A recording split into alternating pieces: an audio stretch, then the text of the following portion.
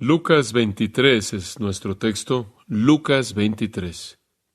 Vamos a regresar a la escena en el Calvario, en ese viernes de Pascua, en la primavera del año 30 después de Cristo, cuando Jesús fue crucificado.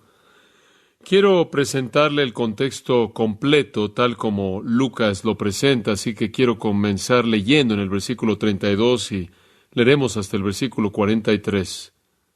Llevaban también con él a otros dos que eran malhechores para ser muertos. Y cuando llegaron al lugar llamado de la Calavera, le crucificaron allí, y a los malhechores, uno a la derecha y otro a la izquierda. Y Jesús decía: Padre, perdónalos, porque no saben lo que hacen. Y repartieron entre sí sus vestidos, echando suertes. Y el pueblo estaba mirando, y aun los gobernantes se burlaban de él, diciendo: a otros salvó, sálvese a sí mismo si este es el Cristo, el escogido de Dios. Los soldados también le escarnecían, acercándose y presentándole vinagre, y diciendo: si tú eres el rey de los judíos, sálvate a ti mismo. Había también sobre él un título escrito con letras griegas, latinas y hebreas: este es el rey de los judíos. Y uno de los malhechores que estaban colgados le injuriaba, diciendo: si tú eres el Cristo, sálvate a ti mismo y a nosotros. Respondiendo el otro, le reprendió diciendo: ¿ni aun temes tú a Dios, estando en la misma condenación? Nosotros, a la verdad, justamente padecemos, porque recibimos lo que merecieron nuestros hechos, mas éste ningún mal hizo. Y dijo a Jesús: acuérdate de mí cuando vengas en tu reino. Entonces Jesús le dijo: de cierto te digo que hoy estarás conmigo en el paraíso. La historia del ladrón penitente no está en Mateo, Marcos o Juan.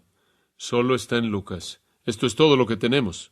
Y en un sentido, conforme vemos los versículos 39 al 43, y consideramos esta conversión milagrosa de un ladrón colgando en una cruz al lado de Jesús, podríamos concluir que este es un relato más bien críptico, algo oscuro. Quizás desearíamos que Mateo nos hubiera dado otra mirada, o Marcos, o ambos, o Juan, pero esto es todo lo que tenemos.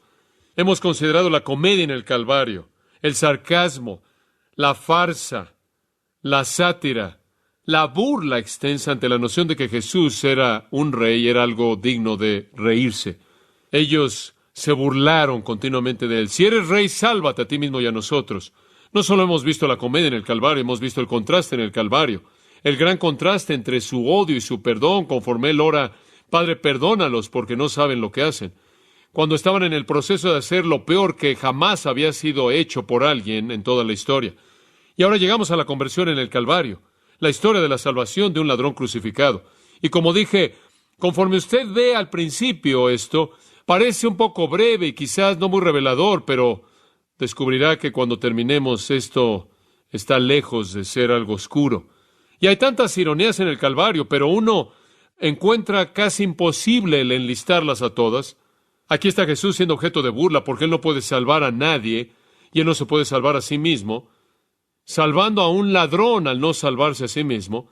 Y las ironías continúan y siguen y siguen. Jesús está siendo acusado de decir que es rey, de ser una amenaza al poder de Roma, una amenaza a César, una amenaza a la autoridad romana.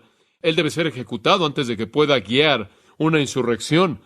Y sin embargo, por parte de las mismas personas que dicen estar protegiendo a Roma de él está siendo objeto de burla y está siendo ridiculizado como alguien que es impotente e inútil. Él es tratado como un rey solo de una manera sarcástica y cruel. Sin embargo, en realidad, él es el verdadero rey de Dios. Él es acusado de blasfemia en contra de Dios por parte de aquellos que lo blasfeman, el Dios verdadero. Entonces los blasfemos acusan al que está siendo blasfemado de blasfemia. Es también irónico que él, el inocente de los justos, es ejecutado por los culpables. La justicia está de cabeza. Es también algo irónico que él está siendo maldecido por sus enemigos que lo odian, pero está siendo maldecido de una manera infinitamente mayor por parte de su Padre que lo ama. Él parece ser incapaz de salvarse a sí mismo o a cualquier otra persona. Sin embargo, él, no estando dispuesto a salvarse a sí mismo, se convierte en el Salvador del mundo. Él es el que da vida, quien es la vida, quien está muriendo para que aquellos que están muertos puedan recibir vida.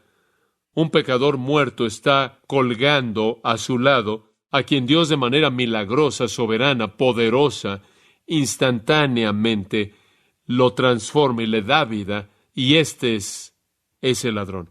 Hay otra ironía. Los judíos lo querían muerto para que ellos pudieran continuar con la celebración de la Pascua que apunta a su muerte. Los judíos querían continuar con la matanza de los corderos, que nunca podía quitar el pecado, mientras que rechazaban a el verdadero Cordero de Dios, el único que podía quitar el pecado del mundo.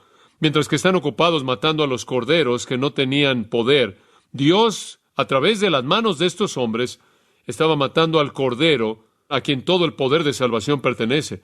Los judíos vieron la Pascua conforme Dios los rescataba de Faraón. Eso realmente no era la Pascua. Ellos vieron la Pascua conforme Dios los rescataba del poder de Faraón en Egipto. Realmente era mucho más que eso. Mientras que hubo una liberación de Egipto, hubo una liberación mucho mayor en la Pascua.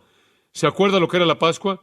La palabra vino de Dios, que Él iba a venir en un juicio que iba a aplastar tanto a los judíos como a los egipcios, y los únicos que serán protegidos de ese juicio serán aquellos que colocaran la sangre del cordero en los postes y el dintel de la casa. De otra manera, el juicio de Dios llegaría a esa casa y quitaría la vida del primogénito.